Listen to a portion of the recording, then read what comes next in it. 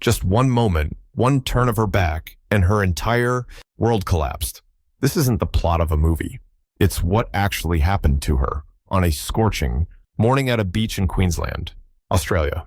Alexandra, a 34-year-old widow, had brought her two young daughters to the beach to scatter their father's ashes. It was meant to be a morning of farewell, a day to close the door on grief. But instead, it marked the beginning of a nightmare. Casey, age 6, with her gap-toothed smile, never left her mother's side. Chloe, just 5, loved digging in the sand and was terrified of strangers. Alexandra turned away for only 5 minutes to grab some drinks. And when she came back, both girls were gone. No screams, no struggle, no footprints, no surveillance cameras, no witnesses, only wind and sand, and a mother running frantically down the shoreline, screaming her daughter's names until her voice broke. Before everything shattered, Alexandra had a simple, quiet life. She was a primary school teacher, living with her husband, David, and their 2 daughters in the suburbs of Brisbane. Their life wasn't lavish, but it was full of laughter, bedtime stories, and warm dinners around the table. David, a soft-spoken civil engineer, always reserved his weekends for family. On holidays, they'd often return to the beachside town, where his grandparents had left behind an old wooden cottage. It was there David asked to have his ashes scattered. When his time came, that time came far too soon. Pancreatic cancer took David just months after the diagnosis. It happened so fast. Alexandra barely had time to grieve before she was thrust into doing the impossible, being both mother and father to 2 little girls who couldn't yet grasp the meaning of death. Alexandra wasn't the type of strong you see in movies. She didn't give big speeches or carry herself with cinematic resilience. She simply got up early, made breakfast, cried quietly in the bathroom, and smiled through the tears as she woke her daughters.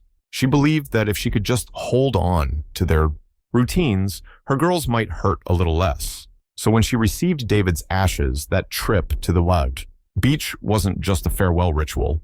It was her last effort to keep some piece of their family whole. No one could have imagined that the day she said goodbye to David would be the day she'd lose Casey, Chloe too. Alexandra says nothing felt off that morning. The beach was calm, just a few scattered families, beneath umbrellas in the distance. The girls played in the sand about 20 meters from her. She watched them the whole time, until she stood up to get some water. 5 minutes. She remembers every step on the way back, the tightening in her chest as she saw only scattered sand where they'd been. No one heard screams. No one saw anything suspicious. No signs of a struggle. Alexandra screamed for help, then collapsed. She didn't know whether to call the police or just keep running, searching like someone possessed. When officers arrived, they cordoned off the area, took statements, and searched the beach. But there was nothing. No footprints, no suspicious figures, no clues. Nearby families said they hadn't noticed anything unusual.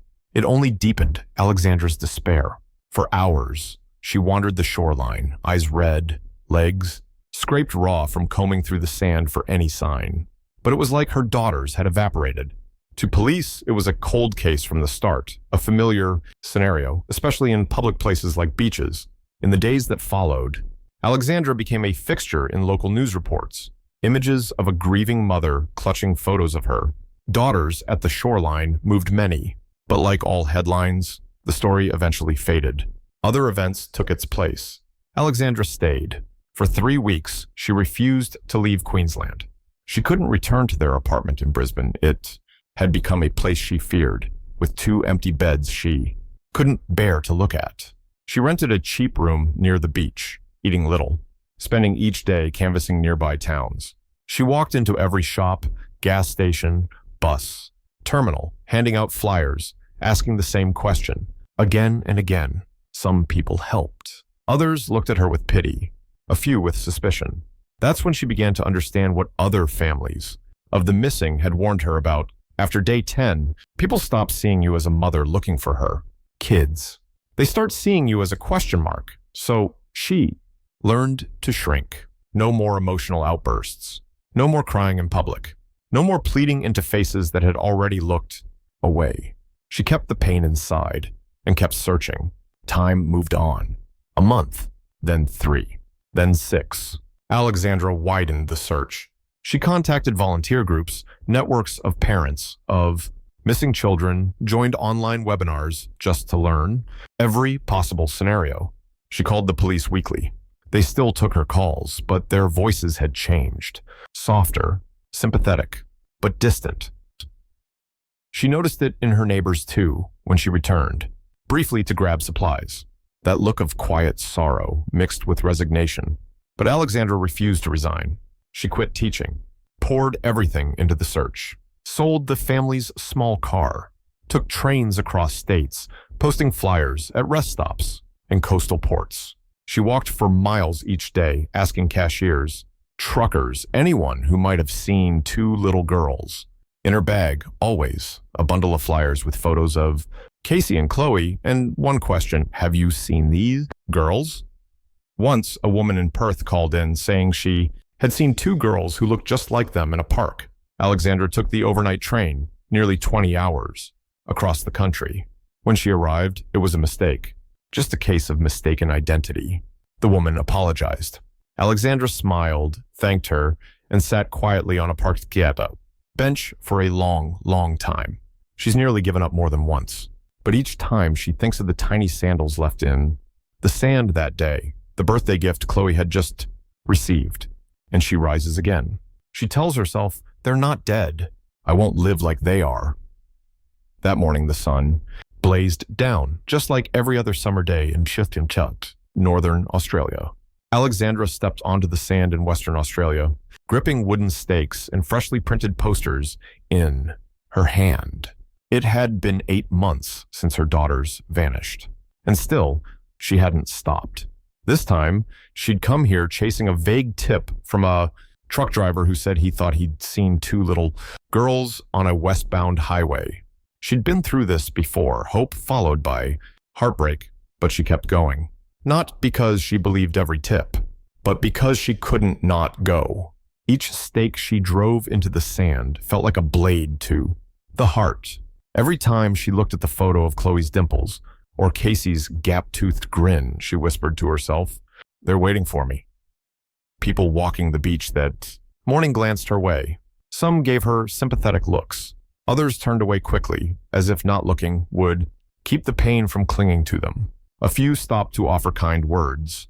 Most just kept walking, quietly, awkwardly, like grief was contagious. She was setting up the 4th poster when she heard a strange sound overhead.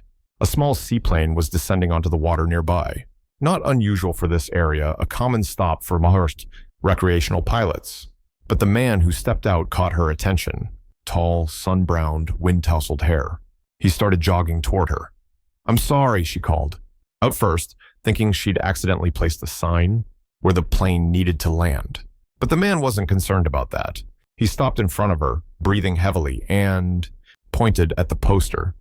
I've seen them, he said. Alexandra froze. Her heart leapt, then clenched, just like it had every time someone said those words. But something in this man's eyes told her this wasn't another false lead. He introduced himself as Roger, a private pilot who had just flown past a small island marked uninhabited Middle Island. As he lowered altitude to watch seabirds, he saw 2 young girls playing on the beach with 2 older men.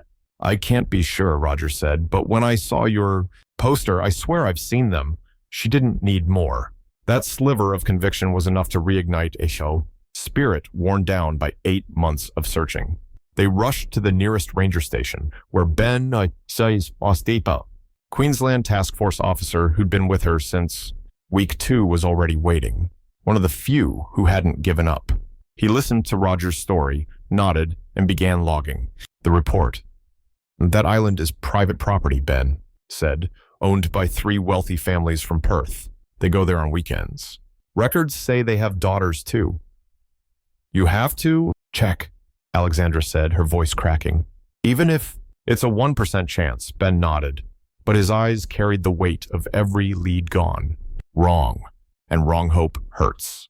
3 hours later, 2 local officers boarded a boat with Roger and headed to Middle Island. Alexandra wasn't allowed to go. She waited on the shore, hands gripping her sleeves, eyes locked on the horizon. 1 hour. 2. No word. Finally, Ben received the call from the search team. There are 3 girls on the island. They're the owner's daughters. Nothing unusual. The family says they don't know anything about Casey or Chloe. Her hopes shattered again. The 10th time, the 20th, she'd lost count. But something about this felt different. Roger had seen them from the air. And then, at a town park later that day, an elderly fisherman approached her. His voice was rough from cigarettes and age. I saw those 2 kids on a yacht a few weeks back, heading toward the island. He held her gaze for a long time, then added, almost in a whisper, "Not everyone here tells you the truth. There are things rich folks do that people like us never get to see." Alexandra didn't speak, but her hands began to tremble. She had thought this was a race against time, but now she understood this was a fight against a system. Ben was the first to sense something wasn't right, not because of hard evidence, but because everything felt a little too clean. According to the records, the island owners were legitimate. They had daughters around the same age as Casey and Chloe, and the 3 girls on the island, their birth certificates all checked out. But what troubled Ben, what kept him up at night, was this. Not a single person outside the island had ever actually seen those girls off the property. No doctors, no school staff, no public health records. They existed, but only on paper. Alexandra listened to this with a mix of rising fury and chilling fear. She wasn't a detective. She had no proof. But she had a mother's instinct. And deep down, she knew those weren't the owner's daughters. Those were her girls, Casey and Chloe. She believed it. And now, for the first time, Ben believed it too. 2 people from entirely different worlds now standing together on the fragile line between belief and a system not built to trust people like them. Ben decided to bypass the local police. He called the state's Internal Affairs Division, told them about Roger, the pilot, about Justin, the old fisherman. We need a full cross-check of all child records linked to those island owners, Ben said over the phone. The person on the other end let out a long sigh. Then, I'll see what I can do. While they waited, Alexandra returned to the beach. Justin, the old fisherman, was still there in his small shack near the fishing dock. He was patching his net when he saw her approach. "I knew you'd be back," he said softly. They sat under the shade of an overturned boat, and for the first time, Justin shared something he'd never told anyone. About his father, also a fisherman, arrested 20 years, ago for trespassing on private marine property, but my grandfather, he said, swore he saw something that night, heard crying, lights in the middle of the night. But he didn't live long enough to talk, died in jail. His voice dropped to a near whisper. You ask what I believe? I believe the rich hide things. So deep, folks like us were never meant to see them. Alexandra couldn't answer. But in her mind, she saw Roger's steady gaze, Ben's hesitation, the rehearsed coldness of the local officers. She began to understand. She wasn't alone. It's just that the voices brave enough to speak were too few.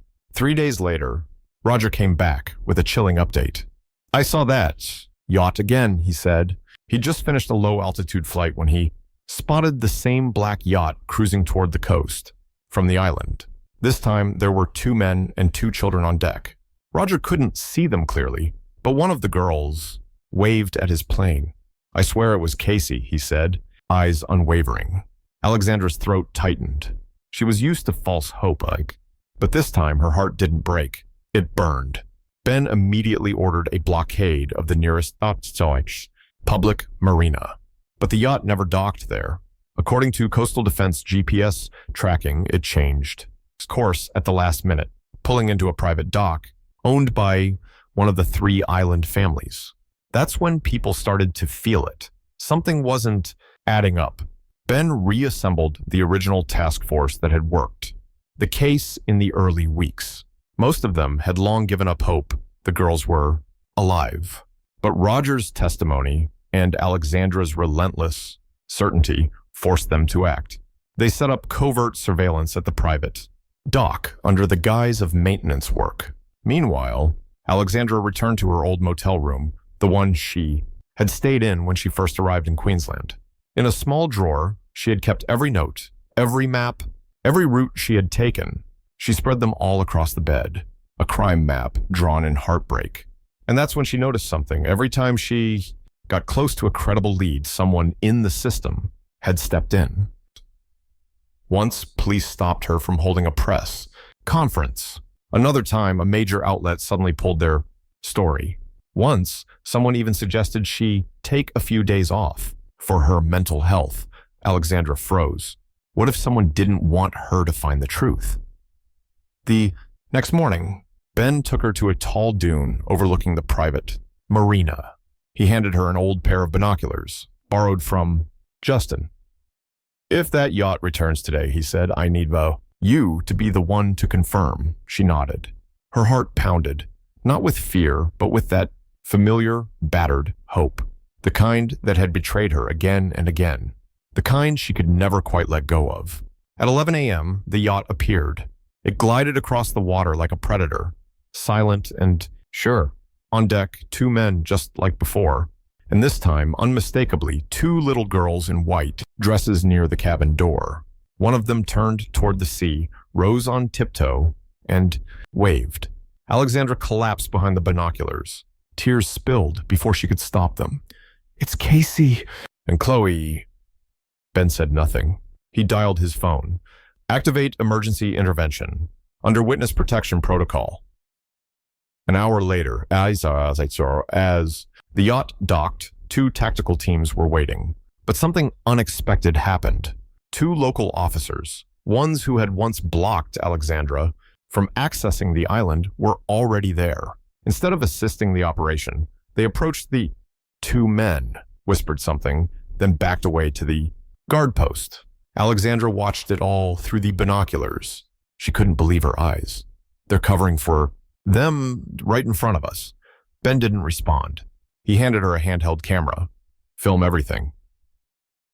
And she did, hands trembling but lens steady, because for the first time in 8 months, she saw what had taken her daughters.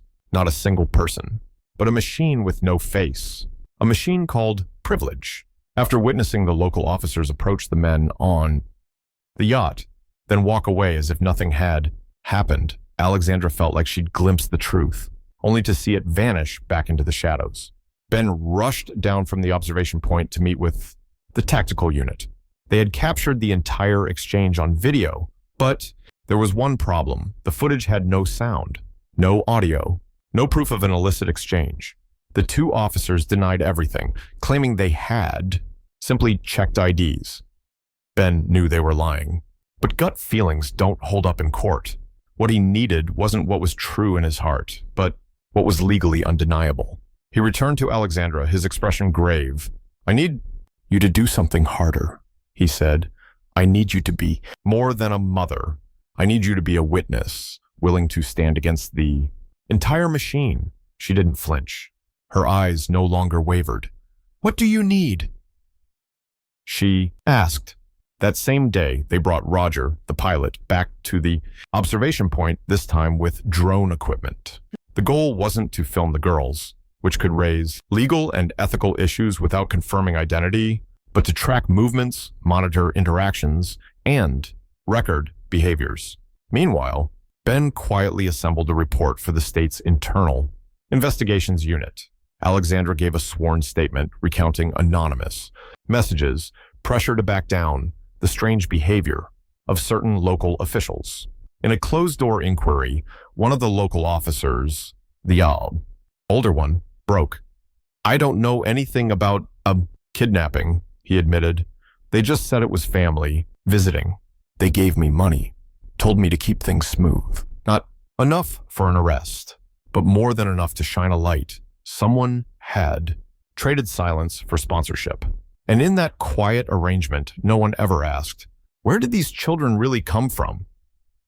Weeks later, with the help of intelligence officers and federal authorities, a covert search warrant was issued. for Middle Island. The operation had to be kept secret, even from the local police. Roger was recruited to pilot the team and from the north. Alexandra wasn't allowed to join. This time, she didn't argue. She understood this had grown beyond the scope of a grieving mother. That night, in a secured command room, Alexandra sat with Ben and senior investigators, watching the drone feed in real time. The island came into view, dense with brush, but with two sleek modern villas nestled in the forest. Near the private dock, a group of men gathered, and then two girls were led out, still in white dresses, standing still. Their faces were hard to see, but the hair, the height, the way one girl tilted her head against the other's shoulder. Alexandra choked back a sob. "That's Chloe. She always does that when she's scared." Ben issued the order. The drone followed the men as one of them answered a call, his voice loud enough for the directional mic to catch. "If they ask, just say they're mine. The paperwork's already legal." Voice recognition. Software identified him within hours. Marcus Linton, a wealthy entrepreneur with a history of civil suits, allegations of inappropriate conduct involving minors, cases that always went away for lack of evidence. Not this time. This time they had video, they had audio, and most importantly, they had living proof. The two girls were alive. The next morning, the operation unfolded. At the private marina, under tight coordination, the yacht returned. Alexandra was asked to stay at a distance for her safety. She complied. As the boat docked, tactical officers disguised as maintenance staff moved in. Two of the three men were apprehended instantly, but Marcus Linton lashed out. "You have no right," he saved roared. "They're my daughters." Even as he was cuffed, he smirked. "I have birth certificates. I have lawyers." Alexandra was watching. She stepped forward, slowly, calmly, then held up two tiny sandals, the ones she'd carried with her for 240 days. "Then why," she said, "are they wearing my daughter's shoes?" The crowd fell silent. A female officer approached. She examined the sandals closely, then nodded. "These match the photos from the beach, seen last year." Linton's mouth clamped shut, and Alexandra, for the first time in 240 days, exhaled. Not because it was over, not because justice was done, but because, finally, no one could say there's no proof. As Marcus Linton was led away in handcuffs, Alexandra thought she'd collapse from the sheer weight of relief. But then she saw something she hadn't prepared for. The two girls being carried off the yacht, dazed, groggy, unresponsive. Their eyes barely open, movements sluggish. A field medic confirmed it, light tranquilizers. Enough to disorient children, keep them quiet. Alexandra rushed forward and barely managed to grab Casey's cold hand as paramedics lifted her into the ambulance. She screamed their names, but neither responded. They were right there, and yet it felt like an ocean still separated them. Roger appeared beside her, hand gently on her shoulder. They're safe now. But Alexandra didn't believe in safe anymore. Not yet. She was taken to the state police headquarters for a formal statement. In a sterile room lit by harsh white light, she sat across from a woman named Lou, an officer with the Federal Anti-Trafficking Unit. Alexandra recounted everything from the day her daughters disappeared, the search, the roadblocks, the pressure to give up, and her conversations with Justin, the old fisherman. When she finished, Lou sat silent, then finally said slowly, "We believe this isn't the only case, and what you did today may crack open a system that's been running in the dark for years." A chill ran down Alexandra's spine. "Were my girls a part of that system?" she asked. Lou didn't answer right away. Instead, she opened her laptop and showed Alexandra a string of files, cases of missing girls across Australia. At least 12 had eerily similar patterns. No witnesses, no surveillance footage, no clear leads. Every one of them disappeared near exclusive resorts or private coastal areas. Alexandra couldn't look away. Some of the girls were barely toddlers. Others had been written off as drownings with no bodies. Recovered. She felt sick and furious. Not just for her daughters, but for every mother like, who hadn't been so lucky. We're expanding the investigation, Lou said, but we'll need time. And your testimony in court. Alexandra nodded. She didn't know if she had the strength, but if she didn't stand up, who would? That night, she was escorted to the hospital where Casey and Chloe were, being held in a secure pediatric wing. Doctors told her the drugs were wearing off. The girls were more alert, but still fragile. When Alexandra stepped into the room, she saw Chloe, holding a stuffed bear she didn't recognize. Casey sat by the window, eyes vacant. She didn't say a word, just sat down quietly and reached out her hand. After a long pause, Chloe turned, then suddenly launched into her mother's arms. "Are you really my mommy?" she whispered. Alexandra held her tight. And when Casey finally turned and met her eyes, that one glance told Alexandra they were still in there. But so were the wounds. Too young to understand what had happened. Too old to ever forget. Later, a psychologist warned her it may take time before they talk. Kids raised in false environments often align emotionally with their captors. We didn't just rescue them from a bad man, we have to bring them back to themselves. Before leaving, a nurse quietly pulled Alexandra aside. "I used to work at a private clinic where Marcus Linton once brought a girl," she said. "She didn't match any records in his family file." "Do you remember her name?" Alexandra asked. "He called her Zoe, but she never responded to that name. Just looked at me confused." Alexandra stepped into the night. The sea breeze bit at her skin. She didn't know who Zoe was, but she knew there was a girl out there, given a false name, a new identity, who once cried for her mother. And no one heard. If she hadn't fought, Casey and Chloe might have become just another Zoe, renamed, erased, forgotten. And in that moment, Alexandra knew bringing her daughters home wasn't the end. It was the beginning of something more. A promise that the lost children, those who had been silenced, renamed, hidden, would have names again, voices again, a chance to come home. 3 months later, the sun over Queensland was still just as bright, just as unforgiving. But this time, Alexandra wasn't walking alone. Her 2 daughters walked beside her, smaller than she, remembered, thinner, quieter. But their hands held hers tighter than ever. Casey had started speaking again, just short sentences, but it was something. Chloe still didn't smile much, but she could now choose her own dress each morning. Alexandra didn't push. She let time do what the system had once destroyed, heal. She didn't go back to teaching.